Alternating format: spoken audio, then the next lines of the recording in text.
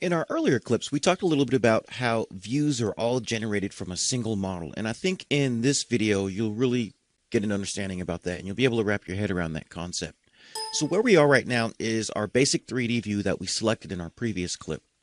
Now, I want to focus our attention in talking about the project browser, which is this little window area just down here. And the name pretty much gives away exactly what we can do with this window. We can browse our project, but we have access to all the deliverables we're basically creating from this one 3D model. Now, before we dive in here, I do want to show you, you do have the ability to kind of customize your screen a little bit. So if you just hover just above your little project browser area, if you wanted to, you can like lower and decrease the size of this.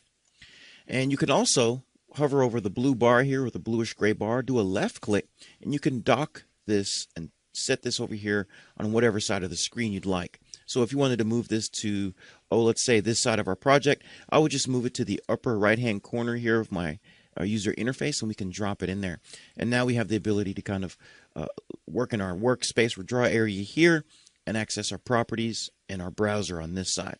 But it really depends on, what works best for you, what's comfortable for you. But we can always go back and, again, holding down a left click, and I can bring this right back to its origin by coming back to the bottom left screen here. So for me and for the rest of this course, I'm just going to pretty much be working out of the default positioning of these. But I thought it was important and worth noting that you do have that ability to kind of customize your space a little bit by moving this around and docking this on whatever side of the UI that you want to. So now let's get to the nitty-gritty here, and I want to talk about what's housed inside of our project browser. So when we first open up our project here, our sample project, we jump to level 1. So we already know that there's floor plans housed inside this view. So we have the ability to not only click on level 1, but we also have level 2. And in addition to level 2, we also have a site plan. Now you'll notice something here. The site plan is kind of oriented differently, and we won't get too much into that, but that's just more about project north settings and true north settings. So in your plan views, you'll probably normally want things oriented here looking like north and south or up and down. But when you're working with your site plan, you're going to want this oriented in its true north position with an actual arrow. But just something worth noting. Again, we won't jump too much into how to set that up in this particular project, but we have other courses for that. So that takes care of all of our basic floor plan views and our site plan views, all housed inside this area. Now, if I wanted to, I can collapse this just by left-clicking that minus sign, and I can expand it by left-clicking the plus sign so I can find out more about what's housed inside there. So other deliverables that we'll find helpful are going to be your 3D views. So if you recall, we clicked on this little house up here. This gave us to our 3D view. And what it did was it basically created this view.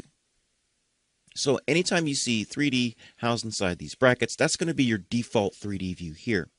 But you also have the ability to kind of customize things with your views. We won't get too much into that in this clip. I mainly just want to show you where everything is, but take a look at what we have the ability to kind of generate.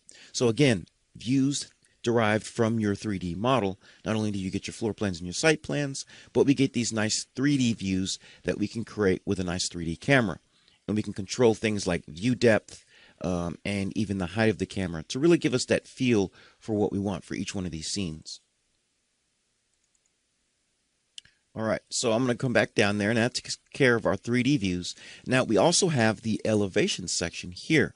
Exactly what it sounds like. We have the ability to access the elevations of our 3D model.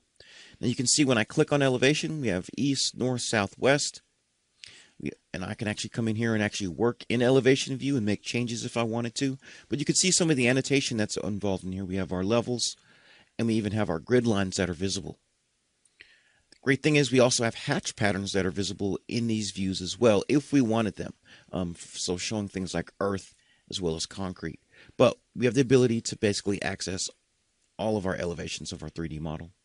We have our building sections. So in this particular project, we have a building section, longitudinal, and even a stair. So we'll take a look at the building section.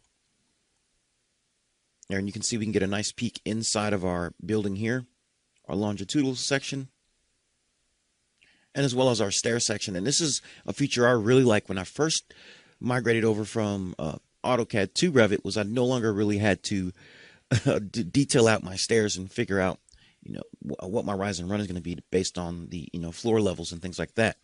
So once I modeled my 3D model in place, I automatically had my stairs here, and I just simply placed a simple view in there so that we can see how this stair is going to be detailed. Super helpful, super time-saving tool. So, and again, I'll show you how to do that. We'll work with working out with those details as well.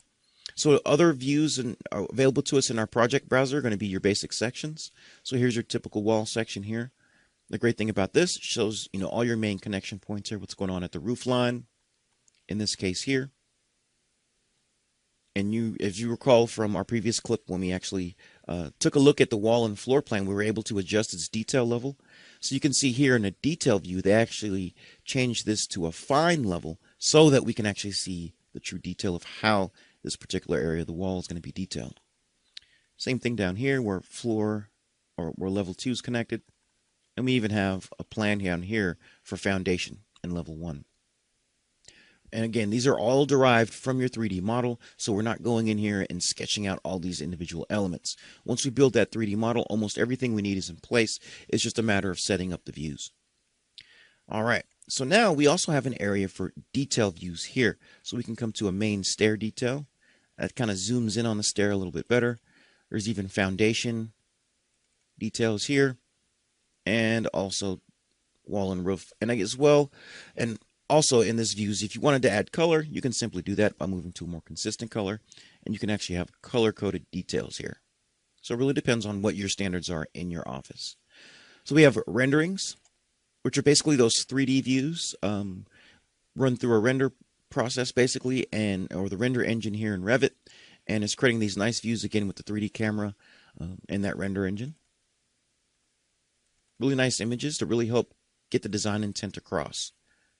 And I highly recommend getting familiar with this model, especially if you're looking at maybe taking that Revit certification exam, because the exam basically is going to be based on your sample projects that are already available to you within Revit.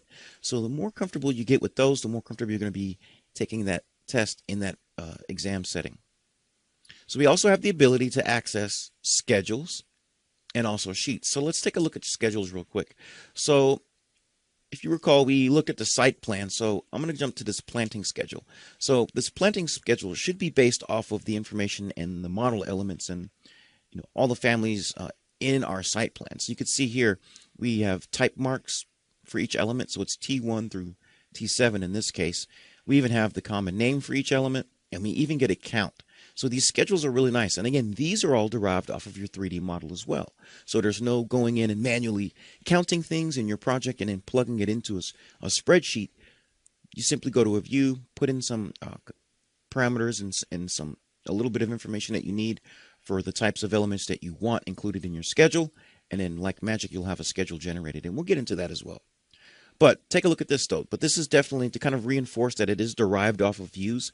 So we could see T1 through T7. These are all trees. And we can even look at the counts here. So we know, for instance, we have when it comes to the T4 red maples, we have 2 of them.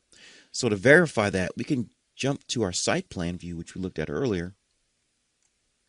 I'm just going to do a left click, double click on there. And you can see when we scroll in, things are starting to come together. So we definitely see we have the trees, and these are tagged nicely, so I can have tags on my landscape elements. So we said we saw, quite a few of the T4s or of those elements. So I know I have one here as well as one here. So again, even schedules are derived off of your 3D model. So there's no extra draw work or extra modeling or creation for individual views. All right, so that takes care of those. And let's take a look at these sheets. The last thing I want to talk about here is sheets, because that's one thing we're going to be working on towards the end of our course, is after all the work we do, we want to be able to present this on sheets. Now, when we open up our project, we were basically greeted with our title sheet here. So when you click on the title here of that particular sheet, it will bring you to the entire composition.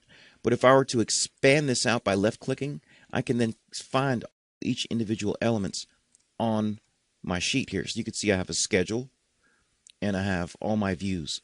So I can left click it, do a quick left click, double click, and I actually access that rendered view that's been dragged onto my sheet. So Sheet's going to be really helpful. So not only can you get your 3D views, but we can get all our plans. Our site plan here is in place. We can even access that schedule we were looking at, and that's all included on that site plan. Let's take a look at our elevations. We can even access our elevations and even sections. And under one sheet, you could see we have a combination of sections and details. So nice work. Really easy to do. And we'll jump into that. So those are the main elements I wanted to show you that are housed within our project browser. Again, it's about being able to browse that project and access and create views that are all derived from that one 3D model. So in the next clip, we're going to talk about this properties window, which is another thing that's really unique to Revit as well.